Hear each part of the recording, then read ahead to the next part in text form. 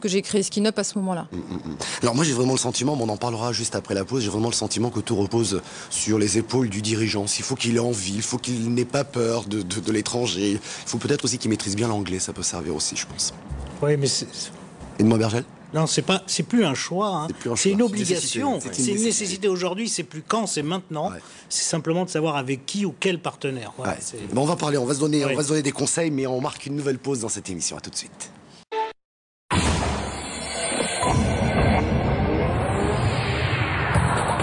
Paris Business Club, Michel Picot. Les entreprises françaises sur le marché international, nos points forts et nos points faibles. Nous en parlons ce soir en compagnie de Sophie Duguet, présidente de Skin Up, de Edmond Abergel, qui est le président de MG Digital Graphic Technology, et de Johan Sponar, le président du groupe Salveo. Johan Sponar, juste avant la pause, on évoquait quand même rapidement, mais quand même, je pense que c'est important, l'état d'esprit du dirigeant d'entreprise. On a évoqué sous forme presque de boutade la question de la langue, mais je pense que ça peut être un frein aussi à l'export. On a eu ce sentiment aussi, peut-être que le dirigeant français, c'est peut-être plus le cas, mais il n'a pas très envie d'aller faire du business à l'international, ou alors il y va, il reste dans l'hôtel à côté de l'aéroport et il s'imprègne pas finalement de la culture. Est-ce que ce sont des choses qui existent, que vous avez vues ? Ça fait partie des choses qu'on voit, un peu trop souvent à mon goût, mais ça fait partie des choses qu'on voit. Distinguons trois types d'entreprises françaises. Vous avez la PME, où effectivement on en parlait entre nous tout à l'heure avant l'émission, on voit un dirigeant qui est un petit peu tout seul, la solitude du dirigeant, ça c'est une réalité. Je mets de côté la partie langue, parce que effectivement c'est aussi une réalité, mais l'export c'est pas que la langue, c'est aussi la curiosité. Arrêtez d'être frileux, on souffre en France de cette frilosité qui est très gauloise. Par rapport à nos amis allemands, par rapport à nos amis italiens, qui eux chassent beaucoup en meute. C'est pas quelque chose de très français, ça de chasser en meute. Et ce côté frilosité, c'est voilà. Et puis encore une fois, je reviens sur la partie adaptation. Vous parlez très justement du chef d'entreprise qui arrive, qui sort de l'avion, qui va à l'hôtel, qui va faire ses rendez-vous.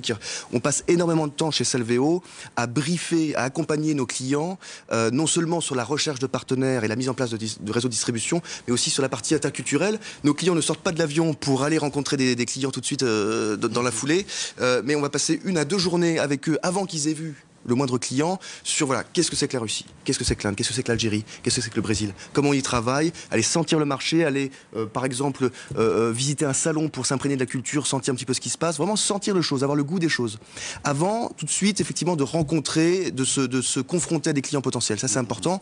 Et ça me paraît effectivement être une ineptie que d'aller rencontrer des clients sans savoir, des clients potentiels, sans savoir ce que vous avez en face, effectivement. Ouais. Edmond Bergel, c'est intéressant ce que disait Johan Sponar à l'instant. Les Allemands chassent en meute, façon de parler, quoi. Mais enfin, ça veut dire déjà qu'ils y vont ensemble, qu'ils sont capables d'avoir des offres complètes, qu'ils sont capables de rentrer dans un marché. Vous avez ce sentiment qu'en France, on est déjà la commune on est déjà le pays des 36 000 communes. On a l'impression que chaque entreprise... Non, c'est vrai que c'était pas une culture française d'exporter. Mais je vois que ça change. Et je pense que les pouvoirs publics ont une grande responsabilité depuis une décennie de ne pas avoir insufflé d'être bilingue dès la maternelle, qu'on commence à donner aux enfants cette culture. Et ça, c'est vrai qu'aujourd'hui, on voit, puisque nous, on a la chance d'être une société technologique où on recrute des ingénieurs et des nouveaux talents. Et aujourd'hui, enfin, les jeunes sont culturellement bilingues et on trouve de plus en plus donc de collaborateurs et de collaboratrices qui sont capables de s'exprimer en 1, 2, voire plusieurs langues. Donc ça c'est une vraie responsabilité, je dirais, qui revient pas qu'aux entreprises. Ouais. Eh oui, Johan Sponar. Alors, non, je voulais rebondir là-dessus. On ne trouve pas des collaborateurs multilingues partout en France.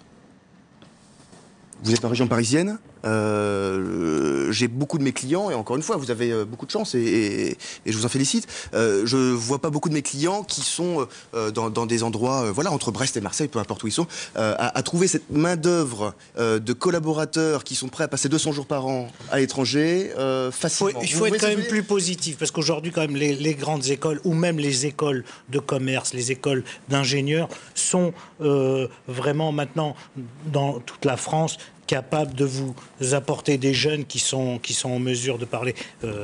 N'empêche qu'il y a quand même encore beaucoup de choses à faire. On le voit sur la balance commerciale. On est bien d'accord. On est bien d'accord. C'est une culture. Moi, j'ai la chance d'avoir une entreprise qui exporte 70%, mais on est aussi coté sur le marché Alternex. Et donc, j'évolue avec des entreprises qui ont cette culture. Donc, il y a aussi beaucoup d'entreprises françaises qui exportent et qui réussissent parfaitement dans leur domaine. Donc, il y a une vieille image stéréotype qui, je pense, peut être vraiment, qui peut s'améliorer très très rapidement. Déjà, si vous êtes là, ce qu'on voulait prouver aussi qu'il y avait des PME qui brillaient à l'international. Donc, on va pas généraliser, mais il n'empêche. Vous parliez des pouvoirs publics, pour rebondir également là-dessus, je trouve que nous, on fait partie des OSI, les opérateurs spécialisés du commerce international. On est une fédération qui regroupe une centaine d'opérateurs privés, effectivement, de conseils terrain. À côté, et on fait partie de l'équipe de France de l'export, à côté du Bifrance, qui fait un travail remarquable. Mais leur job, notamment, c'est ce que dit, je pense le paraphraser, mais Christophe Lecourtier, qui dit qu'il va accompagner 20 000 PME, si ma mémoire est bonne, à l'étranger, à l'international, chaque année. Nous, on n'est pas dans l'effet d'annonce, on est dans l'effet d'amorce de marché. Ça, c'est important parce que aller une fois à l'international, c'est très bien, mais surtout, il faut y revenir. L'international, vous n'avez pas droit à l'erreur 2 fois. Autant vendre en France, vous avez une proximité qui vous permet de pouvoir être réactif sur vos produits. Mais à l'international, vous devez être exigeant et vous devez avoir des qualités sans faille. Parce que la réactivité, vous ne l'avez pas. Et si vous n'avez pas les bons équipements, les bons partenaires, vous n'y retournerez pas une deuxième fois. Je regardais justement les PME exportatrices. Alors effectivement, 63% d'entre elles exportent vers 2 pays au plus. Mais ce qui me choque un petit peu plus, c'est que 30% d'entre elles ne parviennent pas à conserver leur marché plus d'1 an. Là, ça me surprend parce qu'il y a un énorme effort qui a été mis en place et puis on n'arrive pas à consolider l'innovation. C'est parce qu'il n'y a pas assez d'innovation selon vous ? Je pense il faut innover. Nous, on sort pratiquement un produit par an et on a la chance de le sortir proche des besoins de nos clients. Et le dernier produit que l'on a lancé, c'est la première presse numérique jet d'encre pour imprimer de la carte plastique. On a remporté le Grand Prix de l'innovation par Siemens. Et donc l'innovation et les investissements en recherche et développement, en brevets, sont fondamentaux pour garder ces parts de marché. Si vous n'apportez pas des produits en permanence qui peuvent être compétiteurs de vos concurrents, évidemment, vous risquez de les perdre assez rapidement. Alors, on va parler de vos projets, ça tombe bien, la transition est toute trouvée. Juste après la pause, on parlera de vos projets, de vos innovations, et puis pourquoi pas de nouveaux marchés que vous voulez conquérir. On marque une pause.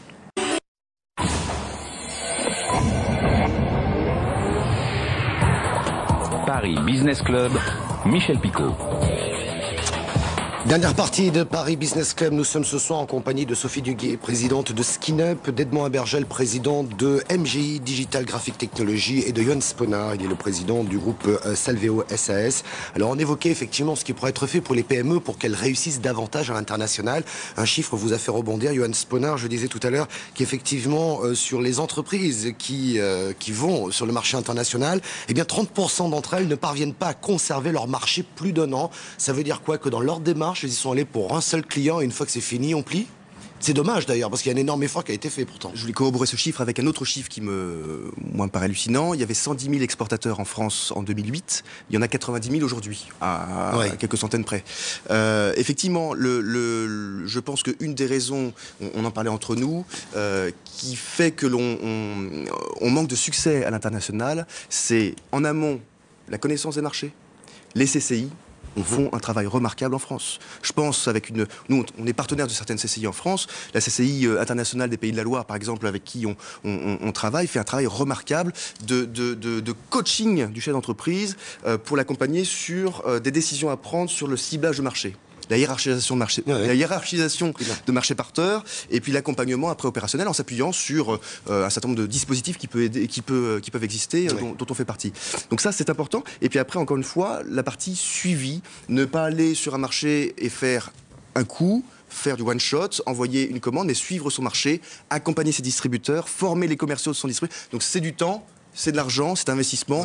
À mon avis, par marché, c'est 2-3 ans d'investissement. Alors, on va parler un peu de vos projets, Sophie Duguet. J'imagine que vous continuez à développer ces 20% de votre chiffre d'affaires, c'est important. On vient de voir que c'est aussi une des clés de la réussite à l'export. J'ai envie de vous poser une double question. Vous travaillez sur quoi aujourd'hui? Et puis pour quel marché demain? Alors, double question, triple réponse. Allons-y. Bon, tout d'abord, en matière de R&D, on renforce les brevets actuels. Hein.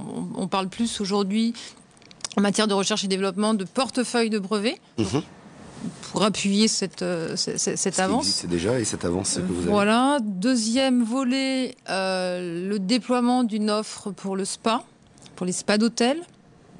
Où là, on est sur bon, c'est plus qu'un projet puisqu'on on a déjà les pré-séries. L'idée, c'est d'avoir, on imagine un peignoir, un drap de bain, une serviette éponge.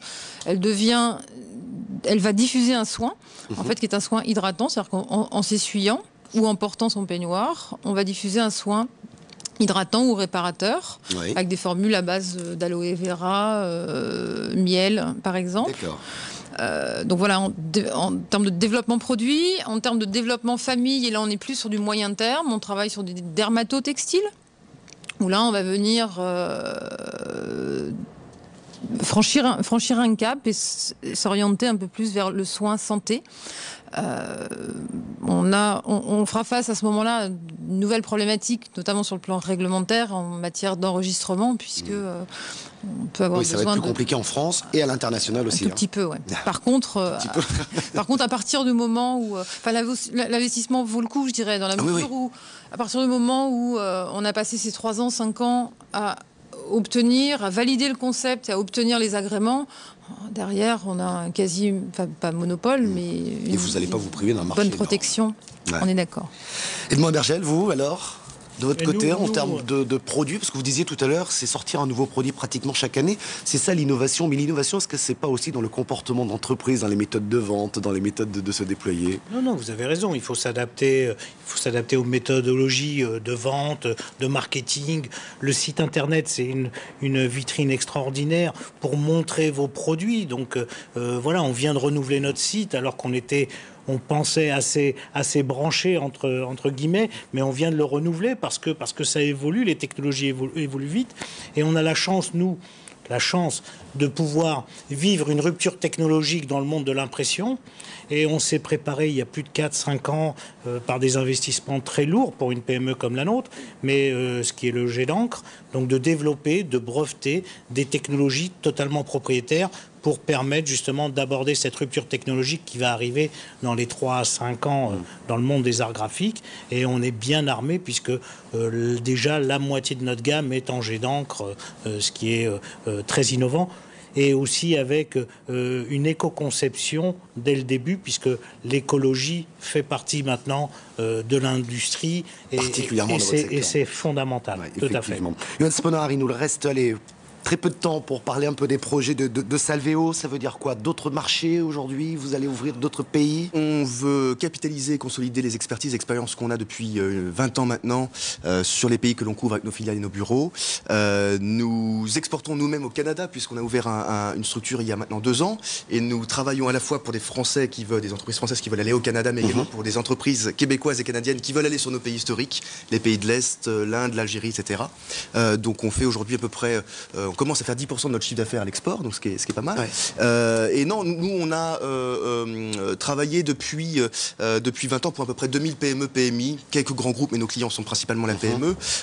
Et nous avons un taux de fidélisation de 67%. Donc nos clients continuent à nous faire confiance et s'inscrivent dans la durée. Donc c'est aussi ce que je nous souhaite, c'est de poursuivre cet élan. Ouais. On a bien vu quand même qu'il y a une relation humaine, il y a de la confiance, il y a aussi un engagement de la part du dirigeant, il y a aussi une volonté de travailler avec d'autres PME. On aurait pu parler de pacte PME, tous ces outils qui existent, mais qui sont autant d'outils qui peuvent favoriser effectivement l'exportation de nos entreprises. Merci beaucoup d'avoir participé à cette émission. Puis nous, on se retrouve demain, toujours ici, à 21h et en direct. Bonsoir.